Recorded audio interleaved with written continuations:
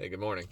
All right, I'm going to do a follow up from yesterday's video where I said it was a short one from Answers in Genesis, where they said real Christianity is based on real historical events. And I said, well, there are no real historical events in the Bible, so then there is no true Christianity. And I posted that to YouTube, and people were unenthusiastic about my take on that. You're like, oh, what's your evidence of that? You're just saying it. You're just saying, nuh-uh, bro. All right, so let's look at it. Start at the beginning. What does the very first verse of the Bible say? Genesis 1:1. In the beginning, God created the heavens and the earth. Some translations say when God began to create the heavens and the earth. But regardless, let's say in the beginning, God created the heavens and the earth.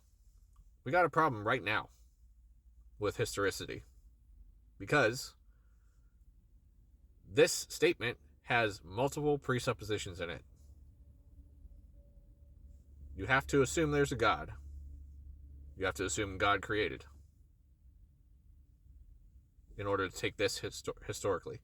And remember, Answers in Genesis thinks the entire Bible is literally historically accurate, that all of the stories happened exactly as it's said in the Bible.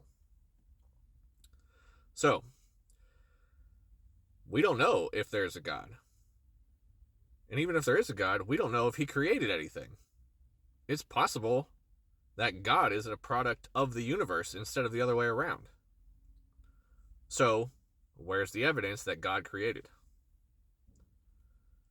You don't have it? Well, you're on square one. We're right off the bat not historical. Let's keep going. Where does Judaism, Christianity, Islam, where do those things come from? Abraham. There's no archaeological, historical evidence that Abraham, Isaac, or Jacob were real dudes. I skipped an important one. The flood. There's actually a lot of evidence against the flood. Look up the heat problem. Look up the mud problem.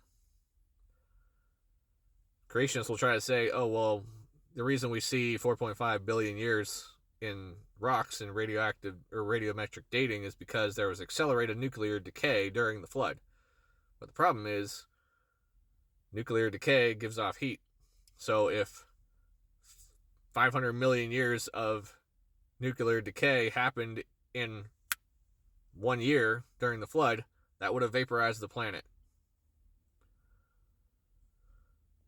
We know from geology, we know from history, the flood, as described in Genesis, did not happen. Their ancient Egypt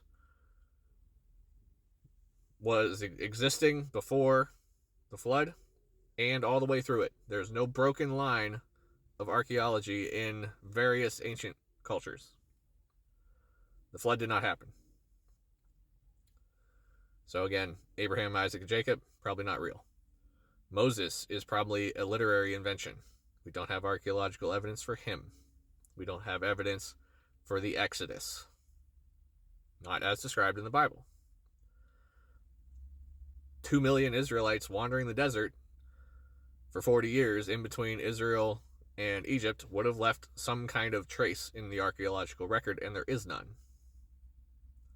So, creation, the flood, the foundation of this religion, the Exodus, none of those are historically based.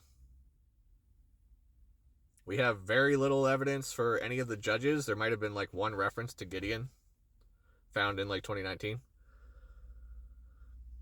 But we don't have evidence for Samson or the guy who killed the real big fat king. I can't remember his name. We have the earliest king of Israel I think we have evidence for is Solomon. I think there is most scholars I think were pretty certain that David was a real guy, but everyone knows that Solomon was. So the Bible contains historical elements, that's for sure. But that doesn't prove the stories. That's what I'm getting at. It's the same thing as Spider-Man. Spider-Man comics can mention real places. That doesn't mean Peter Parker was swinging through New York City. Just because they mention Jericho in Genesis doesn't mean that the Israelites marched around it for 7 days and then blew trumpets and then the walls fell down.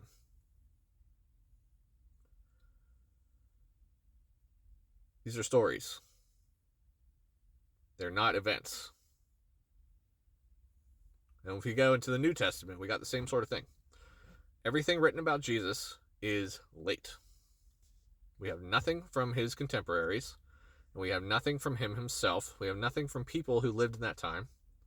I'm repeating myself, but all the Gospels are anonymous, decades later, and they contain theological and Greek literature narrative elements. Did Jesus exist? Maybe. Did the Jesus of the Gospels exist? Probably not. So that's the problem. People conflate like historical facts with the supernatural stuff.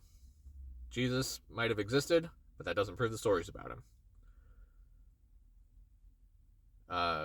There may have been a flood in the Mesopotamian basin or whatever they call that a lot of people remember, but that doesn't mean it was a worldwide flood like they say in Answers in Genesis. So when I say the Bible is not based on historical events, I'm talking about stuff that we can verify is not true, like the creation, like the flood, like the Exodus. Jesus' resurrection is not verified historically.